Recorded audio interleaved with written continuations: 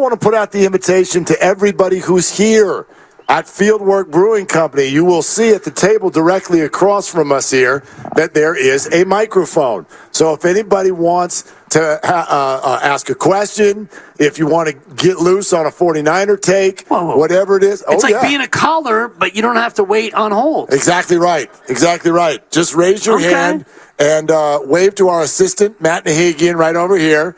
And come on up to the mic. By the way, Filmo, you're here. You should be nodding your head right now. Come on, get up here. It's easy. Get up here. It's easy to be a tough guy on the phone, you know. Exactly. Yeah. Why do we even have to ask? I mean, why do we even have to ask? He can't handle a live in-person audience. He's not ready for that. That one right on your left. No. That one. I need camera time. I need a headset. I need an entourage. I'm going to need my own camera. Yeah. What's up, Phil Meese? Hey, what's up, baby? How y'all doing? Captain Saving Mark. What's up? Hey. I got the word from Sam Loveman this morning that I am now on a Farhan Island, and that is where I am most comfortable. So I'm absolutely ready. Let the YouTube people see it. That's what's up. Film on mic right there. That's love. Appreciate it. Yeah. What do you think, man? What do you think? Oh, this is beautiful. This is way better looking than me, man. For real, for real. This is a good look. The ambiance, I'm feeling it, definitely. Yeah. What's on your mind today with the 49ers? Oh, man, I was talking to my guy Scott over there, and we were just saying that we don't feel like Trey, he didn't really have enough time to develop. The injuries hurt him. Sure. You know what I wasn't feeling?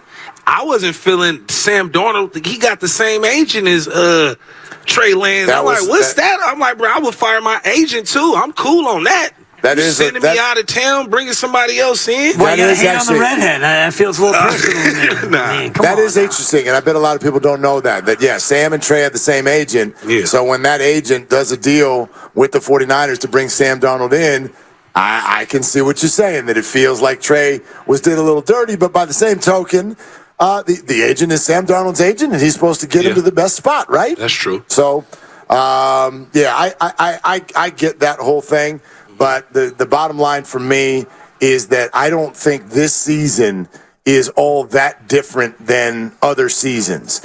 When we talk about the pressure being ramped up and you better work and this, that, the other, I think that they feel that way at the start of every season. I agree. You said something yesterday. We were talking about the third-string quarterback. Yeah. It's not going to change what Brock Purdy is going to do or trying to do. So at the end of the day, we kind of got like a distraction out the way. But I'm not feeling how it's a lot of distractions. It's like remind me of the Warriors. It's hella distractions. We got Nick Bosa. Good point. We got no kicker. We got all type of distractions. You feel me? I don't feel like we're focused on trying to win the ship. Can we get there between now, though, and next Sunday? And I was telling Mark this. I feel like all these distractions, as of today at 1 o'clock, the roster's finalized. Bosa's going to sign whatever. It's going to happen. Can we get from where we were to where we're going to be? Like, we don't even care about Brandon Allen or even Sam Darnold anymore. Right. Hopefully, we better not lose. You said earlier we better not lose that first game because then I think panic goes set in. I don't think we need a slow start. I need the defense to perform. I need Kinlaw to show up. So it's not an easy game. It's not an easy game. They're a 2.5-point favorite. Okay, I know. I mean, it's not like this is some just walkover. It's supposed to be a good game. It's a tough game. It's a road game. Mike Tomlin has always got his team coached up. Pickett has looked good in the preseason and training camp. They've got an interesting young receiving core. Yeah, if the Niners aren't buttoned up, that's going to be a long day. Before I go, can I just say something? Remember when they used to do when the Niners and the Steelers had like 5 championships each? Yeah. And they would do the little pseudo games, who would win? Yep. That was hella funny back in the day. Yeah. They would try to like match it up. So about Joe Green coming out of Sac Think Montana. about it, though. If you took the steel curtain at their peak, steel curtain with, Ham and Lambert and Mean Joe and all the rest of them against the Niners offense at its peak, what do you think? I'm gonna go with the Niners. Come on, care about no towel. Look at Filmo playing. Care about Wiz Khalifa. I don't care about no black and yellow. Black and yellow. Black and yellow. Filmo, dude. Thank you, man. It's good to see you, boy. It's good to see you. It's a walk off, dude. I mean, if anybody else wants to chat it up here at Fieldwork, let us know. Yeah, come on, Grandpa Daddy, get them all set up. I would tell you why the Steelers are an interesting team, not because they're the week 1 opponent, But if you do look at You history, love Kenny Pickett. well, no, here's what I do love. I love the idea of the Niners winning a Super Bowl, and something's going to have to happen this year that very, very rarely happens, and that is a brand new quarterback at age 23 taking his team all the way to the end. And the best example of that historically is Ben Roethlisberger and what the Steelers did. And so it is possible. I don't think we're cart before the horse. I think the experience that he's already gotten combined with the roster around him and the coaching he has, I think there are a lot of people out here that do think that it's blue sky and rainbows and it's not going to be that easy for the 49ers. But I think this is a realistic goal for them this year. Before we get to Grandpa Daddy, and I know he's champing at the bit, and man, looking so good over there. My gosh. Do the Niners get to the Cowboy game undefeated? They go let me give you the schedule first before you answer, guy. No. You jumped the bit. Sorry. At Pittsburgh, at the Rams, home for the Giants, home for the Cardinals. Where's the loss, Willard? Somewhere. You hater? It's the NFL. Where's the loss? I mean, the most likely one. Where is the loss? The most likely Thank one you. is R&B. they're supposed to actually be clapping to say thank you. But Thank you. There you go. Thank you, Damon. Thank you. I'll be here till 6. Probably 6:30. The hardest one is the hardest one is the first one. The hardest one is the first one. All I mean, we're sitting here looking at on the road at Mike Tomlin's Steelers. I think a team that is improved will probably have a winning record this year. You're going to go into one of the hardest places to kick in the NFL, and we don't even know who the kicker is. Good point. We don't know if Nick Bosa is playing in that game. Yeah. We don't like. There are a lot of question marks. This is a losable football game. Willard's got him at 0-1. 888-957-9570. Grandpa Daddy saved me from this junk. I'm gonna save you right now. Thank you, brother. Okay, I made a couple notes on my way. Oh my gosh! I love it. We got notes. This guy pulled his phone out. He's got his notes app open. Hey, look, I just want to say, I don't know what you guys saw, but last year, Purdy, he came in, he did his job. He studied under the regime, and he stepped in when his time came. And he did his job. Trey Lance, hey, I'm a brother too. Hey, you know what? You get hurt. This is a business. Brock Purdy, he's no longer Mr. Irrelevant. He's a diamond in the rough. My wife saw it, and she doesn't really play football at all. She doesn't. She was like, wow, she loves Brock Purdy now. My little Filipino. Okay? And then, I just want to say, you watch.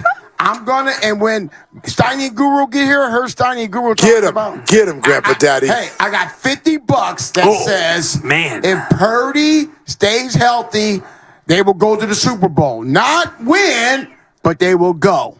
If he stays healthy. What define stay healthy? Does that mean 17 starts? That means 17, all of them? Not all of them, but if he comes back 15 or more, and he goes to the Super Bowl, I got $50. If I lose, I'll donate it to 95.7 the game. That's Grandpa Daddy. We can use it. All right, there it is. Grandpa Daddy got it like that.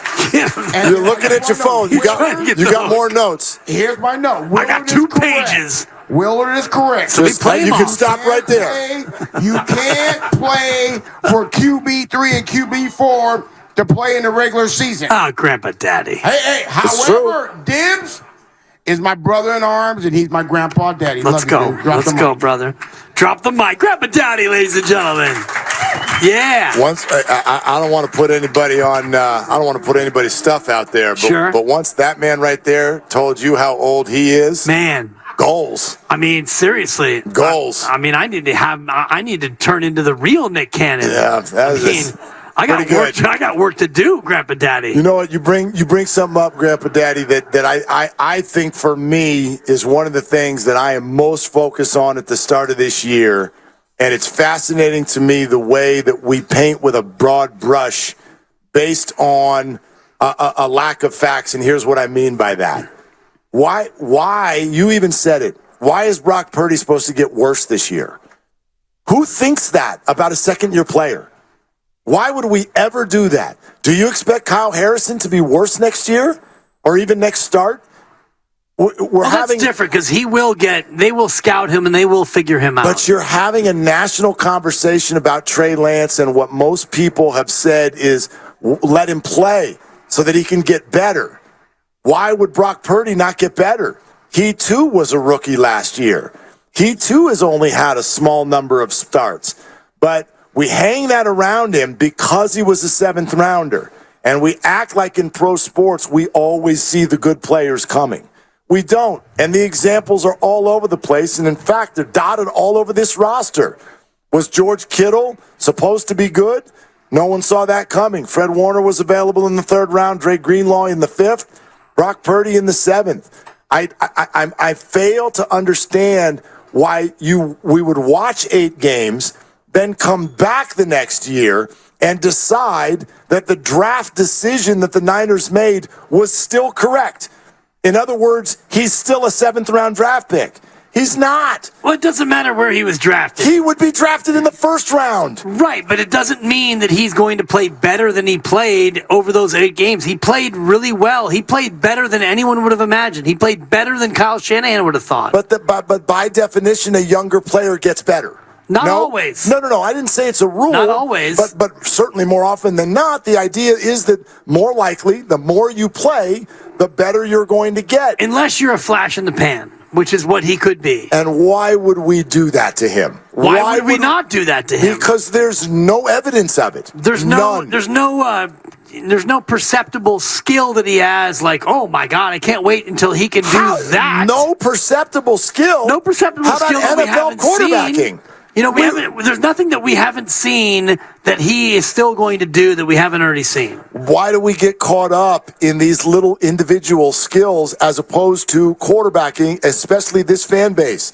The greatest for years, the greatest quarterback of all time was a small, non-first round draft pick with not a great arm and no perceptible skill. He was clutch. And he became the GOAT. He was clutch in NFC Championship and Super Bowls. Brock's not clutch? He wasn't in the NFC Championship game. He held the ball too long and he got hurt. That's the most. I mean, come on. If you're clapping right now, you're an angry human being. You know what they're clapping? They're clapping for Daryl the Guru Johnson. Why would you? Yeah. Why would you do that? Goo. Yeah. They're not saying goo. They're saying boo. Anyway. No. Why would you say that? Why would you make an unfair statement like that? He was hurt. It's unfair. He got hurt. Why did he get hurt? That's his fault. Get rid of the ball, Brock. I love to be a hero. I love when are injuries the player's fault? Because I remember they were Jimmy's fault. That was definitely Jimmy's fault. Go out of bounds. And Brock, that was his fault. Throw the ball. But Trey's was Kyle's fault. Absolutely. Just trying to keep track over here. Just trying to keep track. Have I been unclear? Not unclear. No, unfair. Not unclear, just unfair. When I tore my ACL playing basketball, it was my fault. I should have kicked it out to my lazy brother who was looking to shoot a 30-footer. Well, that's where you're supposed to stand in pickup basketball, out by the three-point line, so you don't get hurt, right? Yeah. All of you all look like, as we are too. We're stand out by the three-point line, people. A reasonable group of people. Yeah. Anyway, no, answer that one for me. Why can't Brock Purdy get better? Why are we still hanging the 7th round perception of him around his neck when he's already disproved that? Why can't he get worse, though? He can. Okay. I'm not putting this in Sharpie, but I'm asking why would we still have a 7th round perception of somebody who is already clearly at minimum disproved that? I'm not worried about where he was drafted. I'm just looking at what he did in a short sample and thinking, can he be that good again? Maybe. Can he be better? I would bet that he's not as good as he was. He's not going to win every game. He's not going to win. Like, that's not a fair, sort of maybe bar. The 4 picks that he threw that were dropped don't get dropped this year. And we always leave out the touchdowns that were dropped too, don't we? Of course. Yeah, exactly. Of course. That's what I'm talking about the angle we come from.